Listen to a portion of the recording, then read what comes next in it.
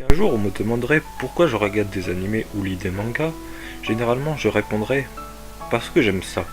Mais en vrai, la réponse qui irait le mieux serait que je cherche à découvrir un autre univers, à m'émerveiller, à suivre une aventure qui me fait dire waouh, à découvrir des nouveaux paysages, à une exploration qui coupe le souffle. Alors oui, pour ça, on peut voyager. Cependant, quand on n'a pas le temps ni l'argent, le mieux reste l'évasion fictive. Mais la plupart des œuvres ne font pas vivre cette expérience, et d'autres le font. Et rarement, je découvre des chefs-d'œuvre, des petites merveilles, et c'est le cas aujourd'hui avec l'anime Made in Abyss. Alors oui, c'est présomptueux de dire que Made in Abyss est un grand chef-d'œuvre pour moi. Mais c'est peut-être le cas pour moi, mais pas pour vous. Et pour vous montrer en quoi c'est un chef-d'œuvre, pour moi je vais vous donner plusieurs exemples. Donc déjà nous avons le background qui est important pour un manga comme pour un animé. Car c'est ce qui donne de la vie en fait à l'œuvre. Avec la bande son que je verrai où j'en parlerai plus tard. Pourquoi ça donne de la vie? Parce que si nous avons un background ou un arrière-plan blanc, ça donne un aspect de vide, ça donne pas d'émotion justement. Ça c'est important. Car ce qui donne de l'émotion dans un manga ou dans un animé, c'est surtout déjà la voix, la musique, mais aussi le décor. S'il n'y a pas de décor dans un manga ou dans un animé, on a l'impression juste de voir des personnages. Mais pas une histoire, pas des personnages dans une histoire justement. Car c'est le décor qui donne l'histoire aux personnages. Et ça c'est important. Et c'est d'autant plus important dans Made in Abyss parce que l'histoire de Made in Abyss, c'est pas de voir des personnages. Non, c'est de voir des personnages découvrir de nouveaux paysages. C'est pour ça que pour moi c'est important, surtout dans Made in Abyss, parce que on découvre nous aussi en même temps que les personnages des nouveaux paysages. Et ça c'est extrêmement important et intéressant dans cet animé. Parce que tout au long de l'animé, les personnages descendent au plus profond de l'abysse, donc découvrent de nouveaux paysages qu'ils ne connaissent pas, et que nous non plus nous ne connaissons pas. Et si c'était blanc ou si c'était pas très beau, on n'aurait pas envie de voir la suite, on n'aurait pas envie de voir d'autres paysages.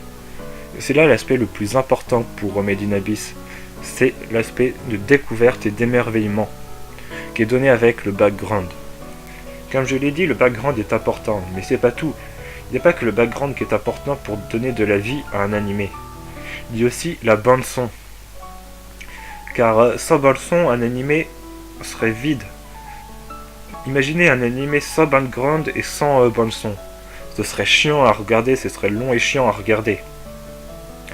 Mais là, c'est pas le cas pour Made in Abyss, justement, parce que Kevin Penkin, le compositeur de Made in Abyss, a fait un travail de ouf sur la bande son. Faut savoir que pour moi, il était aimé, enfin je le connaissais pas de nom. Je l'ai me renseigné, du coup il a fait d'autres œuvres majeures ou mineures, ça dépend comment on le voit, qui sont déjà un jeu vidéo qui s'appelle Project Phoenix et d'autres projets que je ne me souviens plus des noms. Mais donc Kevin Penkin a fait un travail de ouf dans la bande son. Surtout il y a des thèmes qui accompagnent tellement bien les passages dans l'animé, qui accompagnent tellement bien des moments dans l'animé. C'est le thème de l'épisode 2 ou 3 et l'épisode 6. Donc c'est-à-dire, pour être plus exact, parce que je suis pas sûr que ce soit ces épisodes-là, mais pour donner un moment précis, je crois que c'est quand Rico et Legu découvrent, sont au bord de l'abysse. Donc ça c'est au début de l'animé. Et puis à un moment, au milieu de l'animé, où Rico et Legu partent du domaine d'Ozen. Donc, et où Ozen a un flashback sur la mère de Rico, donc Liza, dont j'en parlerai tout à l'heure parce que je vais parler du chara design aussi qui est important. Et ce thème-là, pour moi, c'est l'un de mes préférés thèmes parce qu'il est magnifique, il retransmet parfaitement les émotions et j'ai même failli avoir une larme à l'œil avec ce thème. Donc franchement, en termes de bande son, il n'y a vraiment rien à redire. Toutes les musiques de Made in Abyss vont parfaitement bien avec les moments précis. Alors oui, je parle bien sûr des musiques, donc des soundtracks pour l'animé, mais ce qui va aussi avec la bande son, c'est l'opening et l'ending. Alors là, je vais pas m'étaler énormément dessus, juste vous dire que l'opening déjà est super cool. Je l'écoute en boucle déjà, il donne la pêche je trouve. Et l'ending aussi est vachement sympathique. Donc voilà, c'est tout ce que j'avais à dire pour l'instant. Maintenant on va parler d'un autre truc qui est important, c'est donc l'histoire de Made in Abyss. Donc du coup, comme on a vu le background et le bande son de Made in Abyss, on va parler d'un autre truc qui est important, donc l'histoire. Parce que c'est bien beau d'avoir un background et une musique cool, mais si l'histoire ne l'est pas, ça restera quand même chiant, comme je l'ai dit. Et du coup, est-ce que l'histoire est intrigante et cool? Eh bien oui, parce que justement le point fort de l'histoire, c'est que déjà le synopsis, on suit Rico et Lego qui vont descendre petit à petit dans les abysses. Pourquoi? Je vous laisse découvrir pourquoi. Je vous le dirai peut-être plus tard à un moment. Mais du coup, on suit Rico et Lego qui descendent dans les abysses, mais on les suit en même temps en fait. C'est comme si c'était nous qui descendions dans l'abysse. Donc c'est nous qui découvrons en même temps les paysages. En fait, petit à petit, on se rend compte que on vit la même chose qu'eux. Parce que eux découvrent des paysages, mais en même temps qu'ils découvrent des paysages, nous aussi on découvre ces paysages. Oui, je dis beaucoup de fois de paysages, enfin, c'est pour vous montrer en fait à quel point que l'histoire est attrayante et cool. Parce qu'on a envie en plus à chaque épisode de voir un nouveau paysage, de découvrir de nouvelles choses, de ressentir les mêmes émotions que les personnages. Parce que au premier abord, l'histoire peut paraître banale. On suit juste deux enfants qui vont essayer de découvrir d'autres paysages. Mais c'est tout ce qui va autour en fait qui rend le tout génial en fait. Parce qu'on suit en même temps, on a les émotions en même temps qu'eux. On a... En fait, on est les personnages dans Made in Abyss. Car oui, Made in Abyss, c'est pas un animé narratif en fait. Enfin si, c'est narratif, mais c'est plus pour moi un animé contemplatif en fait. Il est là pour nous faire contempler les choses, pour nous faire contempler les paysages, pour nous faire émerveiller. Et c'est ça là, le point fort de Made in Abyss, c'est qu'il le fait parfaitement pour moi. Alors j'ai parlé de beaucoup de points forts de Made in Abyss, mais qu'en est-il du ou des points faibles de celui-ci? Eh bien pour l'instant j'en ai trouvé qu'un seul, enfin pour moi.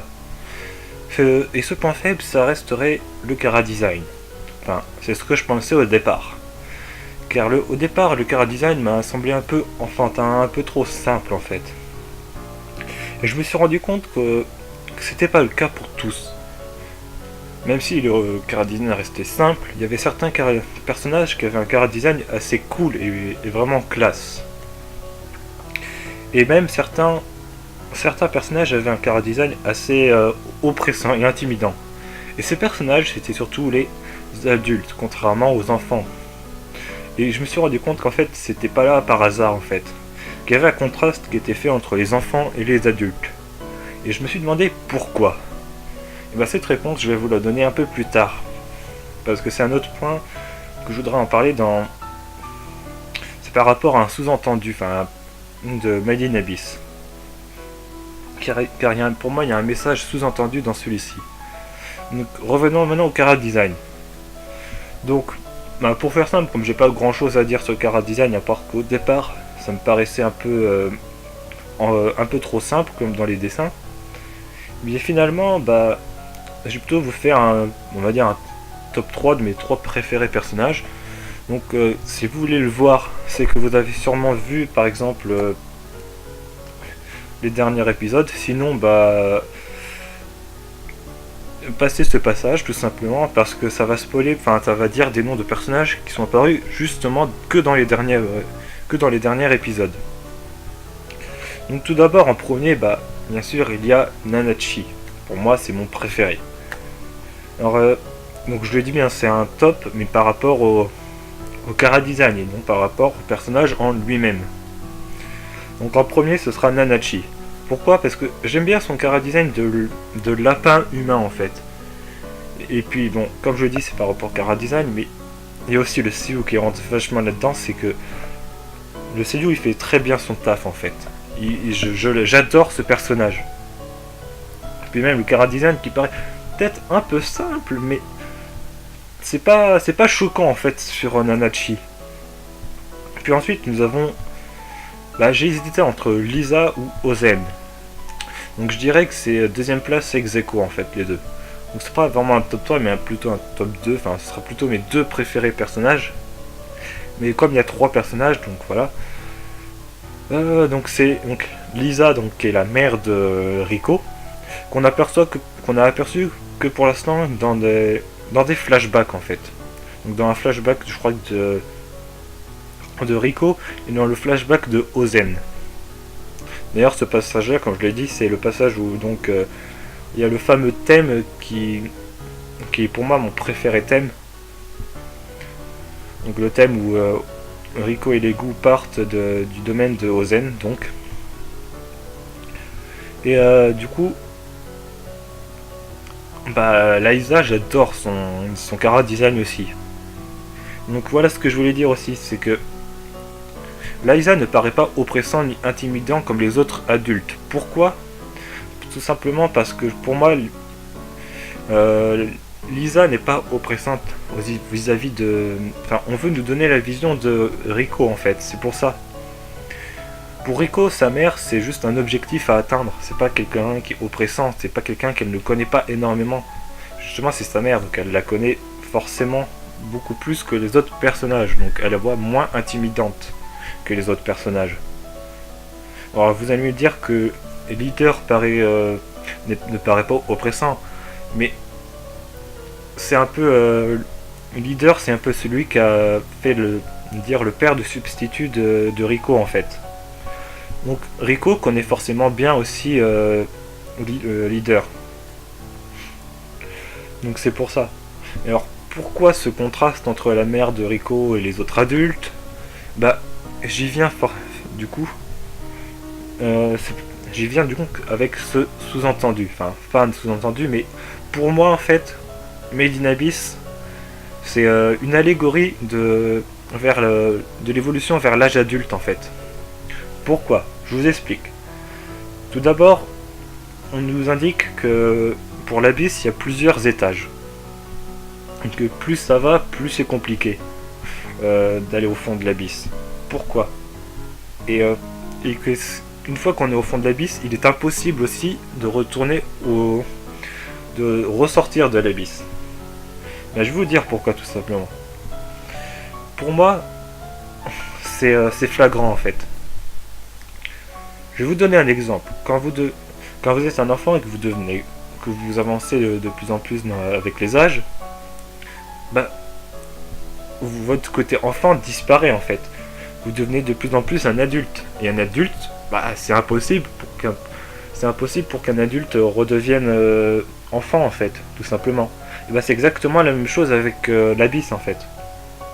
Quand plus tu descends, plus tu grandis en fait. Et une fois que tu es au fond, tu peux pas revenir au début. Tu peux pas remonter parce que tu as déjà atteint l'âge adulte. Et donc tu ne peux pas, tu as déjà atteint le fond et tu ne peux pas revenir au départ. Et j'en reviens avec Lisa, parce que, un autre petit spoil, l'objectif de Rico et de Legu, c'est d'atteindre les fonds de l'Abyss pour rejoindre la mère de Lisa. Alors on ne sait pas si elle est vraiment vivante, on sait juste qu'il y a quelqu'un qui lui a envoyé, qui a envoyé une lettre, je t'attends au fond de l'Abyss. Alors on sait pas, sauf qu'on sait que ce n'est pas Lisa qui a envoyé ça.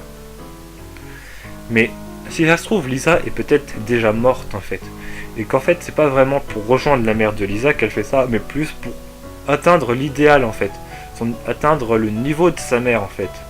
C'est le niveau de sa mère qui est en bas et qu'elle veut rejoindre en fait. Elle veut devenir comme sa mère. C'est pour ça qu'elle va jusqu'au fond de l'Abyss. Et il y a une autre chose aussi qui est vachement cool avec Made in Abyss, que j'ai peut-être pas encore parlé, c'est le contraste entre du coup entre les personnages et l'Abyss. Car oui, ça c'est un trait énormément important. Car comme je l'ai dit avec le chara design, les personnages paraissent enfantins, assez simplés. Donc on peut dire des personnages assez on va dire immatures, parce que c'est des enfants en fait. Et lorsqu'ils s'apprêtent à aller dans l'Abyss, ils vont se rendre compte que l'abysse, bah, c'est pas un monde de bisounours. Et c'est là où je veux en venir aussi. C'est que l'abysse, ça représente le monde des adultes en fait. Et le monde des adultes, comme, enfin, je vais dire ça, mais je suis encore un gamin moi aussi, enfin, je suis encore un ado, donc je connais pas vraiment le monde des adultes, mais c'est compliqué, c'est pas le monde des bisounours, c'est pas si simple que ça. Et c'est pour ça que le contraste est là. C'est pour nous montrer que, eh ben, le monde des adultes n'est pas si simple en fait, parce que, oui, pour l'instant, les gens qui sont descendus dans l'abysse, ce sont que des adultes, et ça n'a jamais été des enfants. C'est pour ça que c'est encore plus compliqué pour des enfants de descendre dans l'abysse que pour des adultes. Et c'est pour ça que je pense que Made in Abyss est une allégorie par rapport à l'évolution de l'âge vers l'âge adulte en fait. Donc voilà, j'en ai terminé avec ma vidéo sur Made in Abyss. Donc comme d'habitude, si vous avez aimé la vidéo, n'hésitez pas à liker, partager et aussi à commenter pour me dire ce que vous avez pensé de la vidéo, ce que je dois changer, ce que vous pensez de Made in Abyss, ce que vous attendez de l'épisode de 1 heure qui va sortir du coup, quels sont vos personnages préférés aussi de Made in Abyss. Puis n'hésitez pas aussi à aller sur les réseaux sociaux car je suis sur Facebook, Twitter et donc bah, aussi YouTube. Donc si vous êtes abonné à la chaîne, tant mieux. Si vous n'êtes pas, bah, ne le faites pas si vous n'avez pas envie, mais c'est toujours là. Donc si vous voulez le faire, n'hésitez pas. Allez, à plus. Et